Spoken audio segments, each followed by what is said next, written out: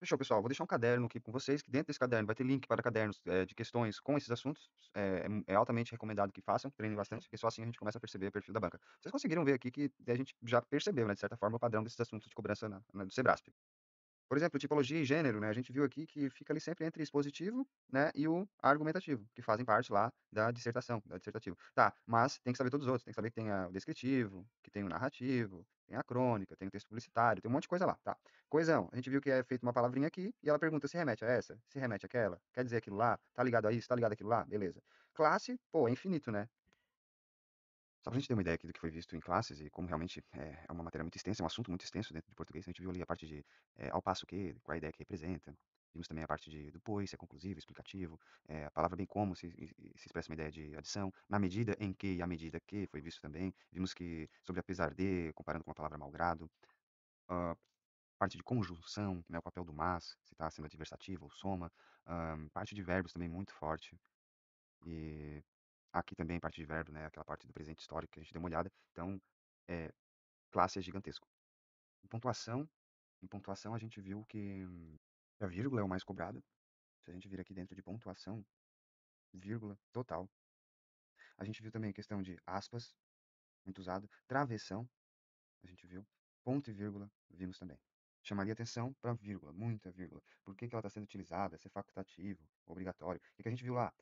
Separação do sujeito, né? É sujeito diferente, né? E a gente viu também a questão de separação das orações, né? Oração subordinada, coordenada.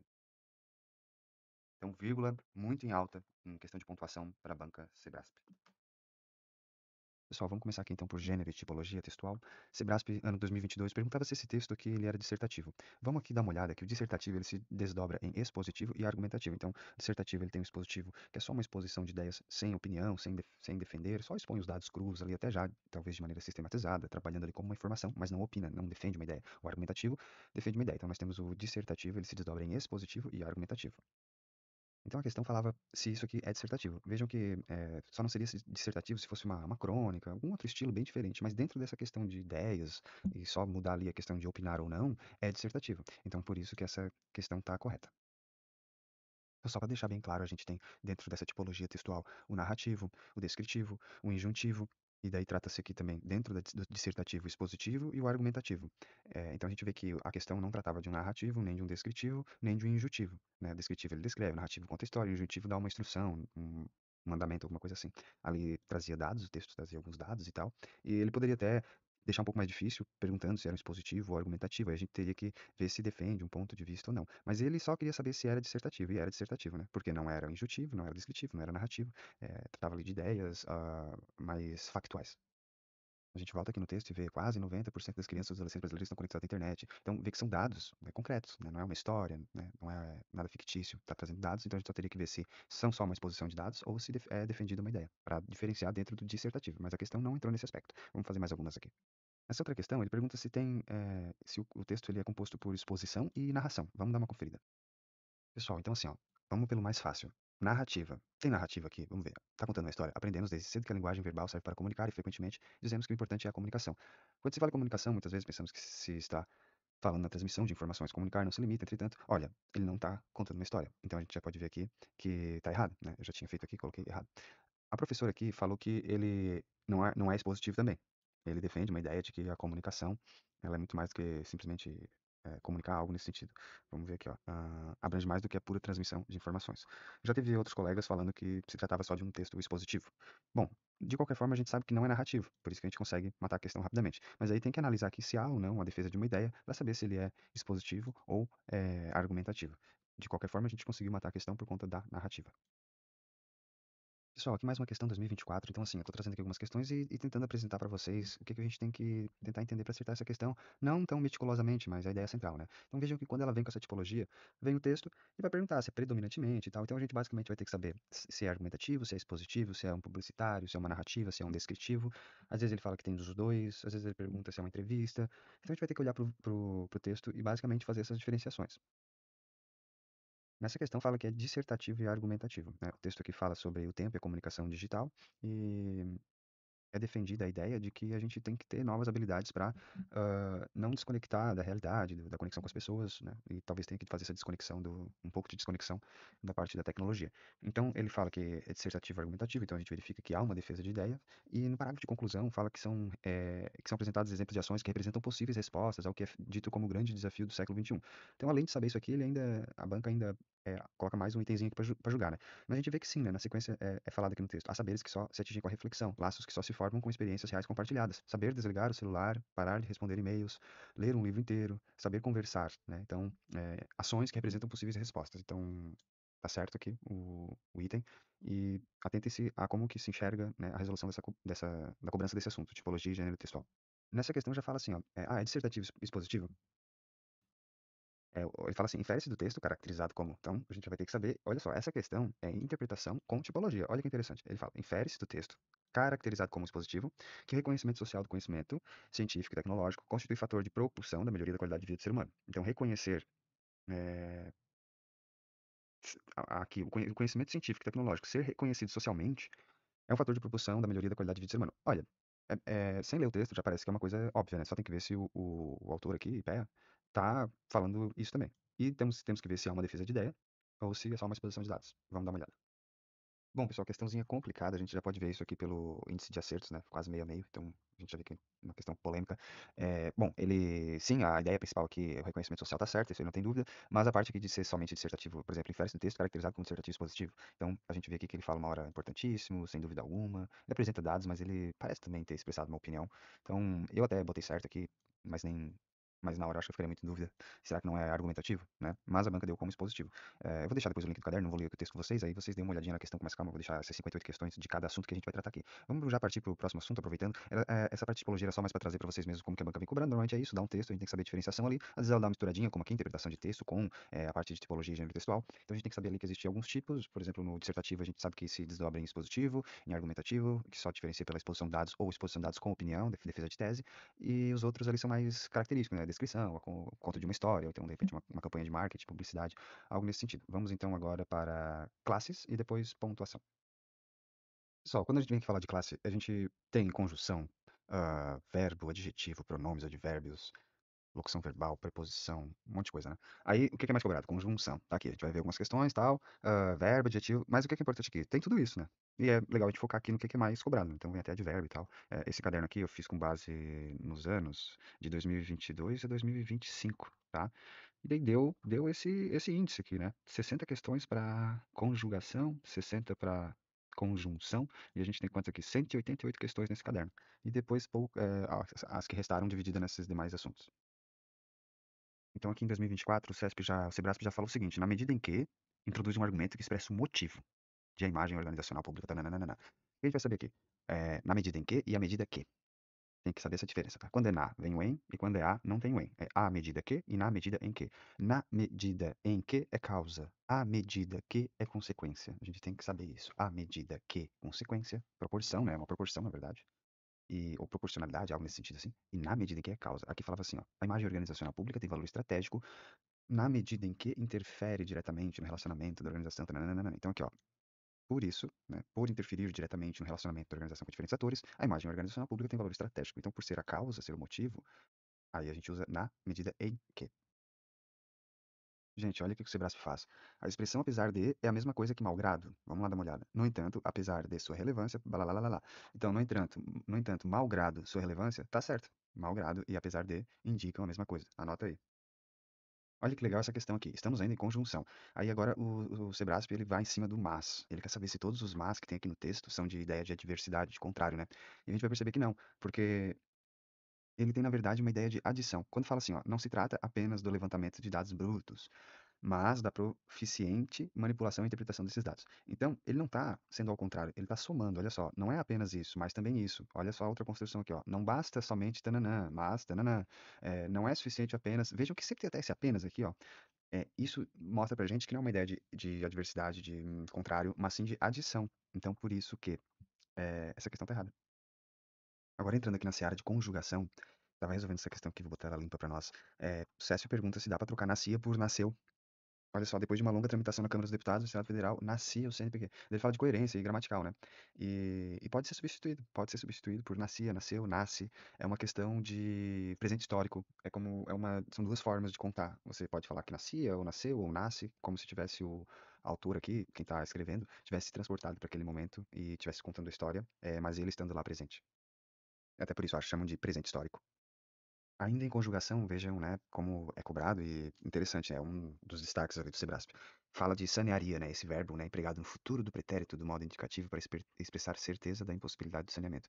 Bom, bem pelo contrário, né, eu acho que é tranquilo, né, saber que quando a gente fala um poderia, né, é uma ideia de hipótese, né, é o que, é nesse sentido que foi empregado aqui. Por isso que a questão tá errada, porque não é certeza, é até uma dúvida, não se sabe. Aqui ainda falando de conjugação, a gente vê a forma verbal levante. O Sebrassi pergunta se essa flexão do levantar para levante, né, se deve ao emprego da conjunção embora. Então, quando a gente usa embora, talvez, né, essas palavras assim, embora, talvez, a gente vai jogar o verbo para esse. Muitos deles vai com e no final, né? Por exemplo, embora eu cante, embora ele cante, né? Talvez eu cante, né?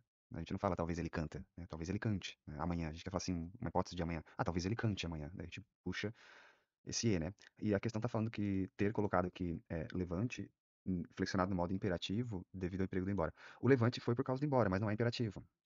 É uma concessão, né? Por isso que ele foi puxado. Não tem nada a ver com o levante de levante daí agora mesmo. Não é esse o sentido. Vamos dar uma olhada aqui no texto. Então vejam aqui, embora ela também levante. Não tem nada a ver com imperativo, né? Então tranquilo, a questão já dava pra matar por saber que não era imperativo, mas também já puxei o gancho pra esse embora e levante e tal. Tem que fazer essa mudança ali no verbo. Vamos para a pontuação, já vimos aqui um pouquinho só da parte de classes, né? Tem muito mais. Vou deixar o link dos cadernos na descrição. Na verdade, eu vou deixar um documento com vocês, comentando algumas questões, e nesse documento tem os cadernos ali de cada assunto que foi tratado aqui. Falando agora de pontuação, o Sebrasp cobra muito o uso de vírgula, e nós vamos começar por ela. Pessoal, o Sebrasp quer saber se a gente tirar a vírgula aqui após a visão, ocorre em erro. Olha só, se aceitássemos essa visão, bastaria ficarmos quietos, esperando que a história se fizesse de acordo com seus mecanismos. Então, se isso, aquilo. A gente já vê que aqui esse se é condicional, né? E quando ele vem aqui uma oração, né? Com esse sentido de condição antes, né? O que que tá fazendo aqui? Ele tá invertido, né? A gente sabe que começa com a frase independente, né? A coordenada. E depois vem as subordinadas, as orações que não são as principais. A principal aqui é bastaria, né? E se aceitássemos essa visão, é um trecho que representa uma condição. Como ele veio antes de tudo, né? Se aceitássemos essa visão, e essa vírgula serve para separar essas orações, e como ela veio antes, essa vírgula é obrigatória. O Sebrasp adora esse assunto, cobra muito essa parte de ordem direta ou não e o uso da vírgula nessa situação.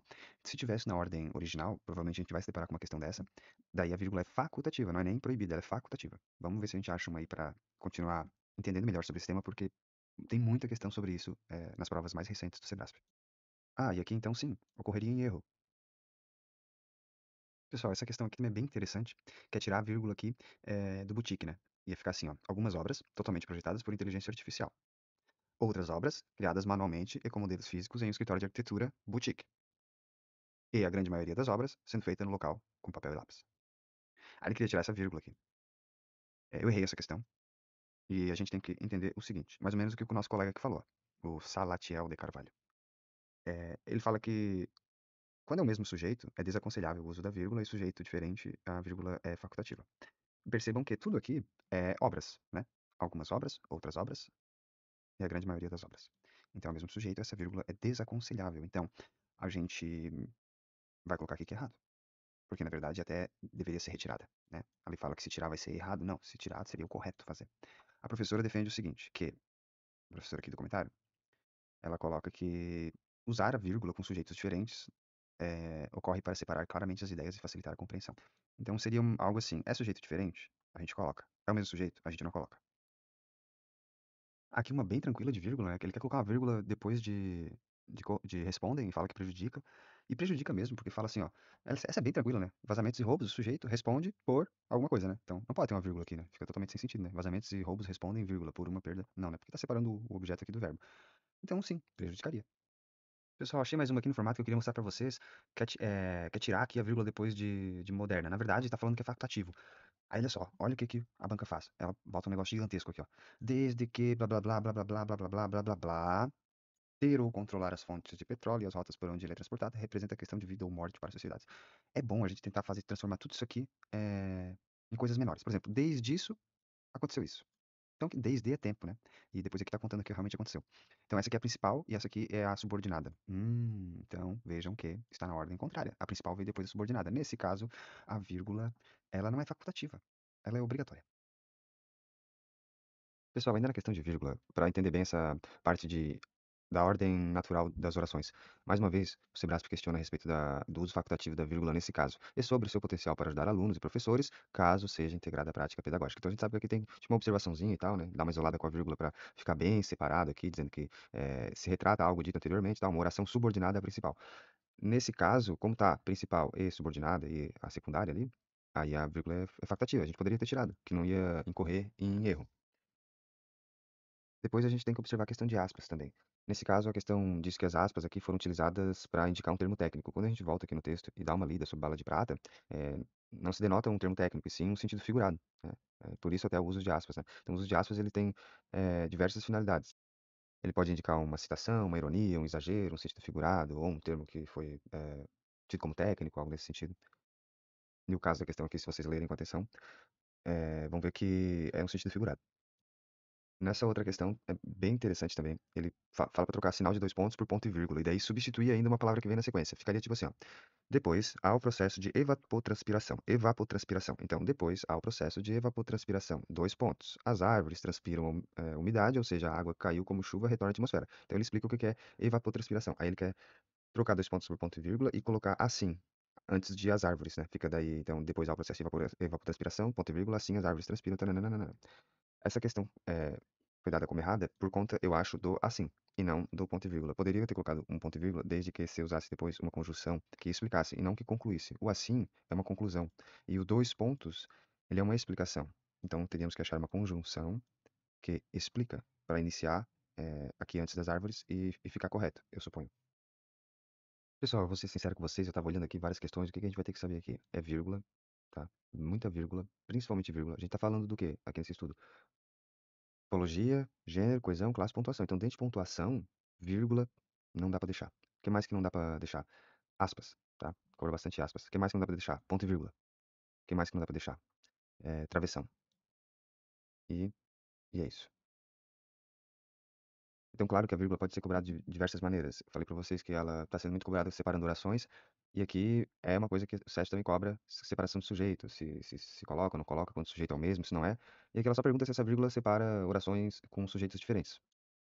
Então ela se refere a essa vírgula aqui, depois de objetivo, daí fala o poder, né? O sujeito aqui, o poder é a objetivação, trananana, para se atingir o objetivo, vírgula, e um de seus recursos é o convencimento do outro. Então são sujeitos diferentes, né? Um é o poder, o outro é um de seus recursos. Então a vírgula aqui, ela realmente separa sujeitos diferentes. Vamos para a questão. Essa questão aqui fala, quer trocar tudo de ponto e vírgula por vírgula, e pode, tá? A gente vai ver aqui que tem uma sequência aqui de coisas, itens aqui separado por ponto e vírgula. Ponto e vírgula, ponto e vírgula, ponto e vírgula. E daí ele quer trocar tudo por vírgula e não tem problema nenhum. Pode fazer essa troca. Depois a gente viu um pouquinho já sobre aspas e novamente, ele aqui no caso coloca, ele fala assim, ele colocou aspas para indicar uma dúvida. Por exemplo, alguém chama algo de arte, diz que é uma arte, ele olha e diz assim, arte, né? E daí então ele fala isso entre aspas para a pessoa entender que ele está se questionando, né? Fazendo questionamento a si mesmo se aquilo que é apontado como arte constitui mesmo uma arte. O texto fala em determinada parte sobre corpos dissecados da exposição, eram tratados como objetos de arte. Então ele bota ali, entre aspas, se questionando sobre se aquilo é mesmo uma arte para ele. Aqui a gente tem o uso de travessão, ele pode ser usado lá também, início de fala, mas também às vezes fazendo o papel de vírgula, né? A questão pergunta aqui se essa parte aqui, ó, em função do impacto disruptivo, tananana, é a causa da desregulamentação dos trabalhos, das relações de trabalho. Então ele fala que em um contexto de crescente estabilidade macroeconômica, de desregulamentação de relações de trabalho, aí travessão, ou poderia ser uma vírgula, um parênteses, em função do impacto disruptivo de tecnologias digitais, né, digitais na intermediação dessas relações, verifique, tanana. Então ele abre aqui, né, todo um parênteses para falar o quê? A gente lê e entende que ele está falando que a causa da desregulamentação é o impacto disruptivo de tecnologias digitais na intermediação dessas relações. Bora lá fechar com coesão, então? Coesão, o que que eu vi aqui, pessoal? Vai cobrar muito a parte de relacionar, né, de fazer as conexões entre as palavras, as referências, certo? As setinhas, né? Seta aponta para onde? Essa primeira questão aqui que eu separei para nós. Fala que a expressão barreiras intransponíveis retoma a mesma ideia expressa por realidade imponderável. Então a gente vê aqui barreiras intransponíveis e, e realidade imponderável. Então, a gente já pode notar o seguinte, que fala de sentido, né? Intransponível não é a mesma coisa que imponderável. Intransponível é eu não consigo passar, transpor, e imponderável eu não consigo medir, avaliar. Só por isso a gente já consegue ver que está errado. Tá bom? E a gente pode fazer outras análises, mas a gente está tentando ir do jeito mais rápido. A gente está tratando aqui de coesão, então vejam que está perguntando se isso remete àquilo. Normalmente coesão vai ser assim. Pessoal, agora indagando sobre o quê? Né? Outra questão, falando assim, vocábulo que, né? Dessa parte aqui, que ocupam e usam territórios e recursos naturais, retoma formas próprias de organização social, essa parte que vem aqui antes, né? Daí o que a gente tem que fazer? Tem que ler aqui, né? Vamos ler ali desde grupos. Grupos culturalmente diferenciados e que se reconhecem como tais, que possuem formas próprias de organização social, que ocupam e usam territórios. Não tô falando dos grupos, né? Tô falando dos grupos, não tá falando das formas próprias de organização social. Então, vamos percebendo aí o que que é a coesão. Coesão, coerência, enfim, essa parte que trata aí das relações entre os termos. Essa outra questão agora perguntando dos suas, né? Querendo saber se esses suas, né? Os vocábulos suas e as, os trechos suas, as, tal, tal, tal, são empregados se referindo a realidades sociais. Lá vamos nós. Eh, entretanto, entretanto, em uma perspectiva crítica, a educação parte da análise das realidades sociais, buscando revelar as suas características e as relações que as condicionam e as determinam. Quem? Quem que é condicionado, quem que é determinado? As relações sociais. Então, por isso que todo mundo ali está se referindo a relações sociais. Aqui, novamente, perguntando do Sua. Sua tá remetendo ao quê? Vai falar alguma coisa do palhaço lá. Assim, introduzimos que o horizonte do que o palhaço escuta é a tragédia da vida, a sua realidade mais extensa de miséria e impotência. Aí a questão tá falando que se refere ao horizonte, né? E dá pra ver que não, né? Porque aqui, ó, introduzimos que o horizonte, né? Introduzimos que o horizonte do que o palhaço escuta é a tragédia da vida, a sua realidade mais extensa de miséria e impotência. Na verdade, essa realidade aqui é do palhaço, né? E não do horizonte. Por isso que a questão está errada. Essa agora usa a expressão, né, mas a mesma ideia, relação coesiva. Então ele fala que estabelece uma relação coesiva entre o período que se insere, onde está, e com o que o antecede. Então com a frase anterior ali, com o período anterior, sendo utilizada para retomar as ideias presentes em todo período imediatamente anterior. Vamos lá dar uma olhada aqui, ó. Então a gente tem uma parte aqui antes. Pressupõe-se, portanto, uma definição. Se a gente for ler tudo aqui, a gente vai ver que realmente se remete só a essa parte aqui, ó, tá?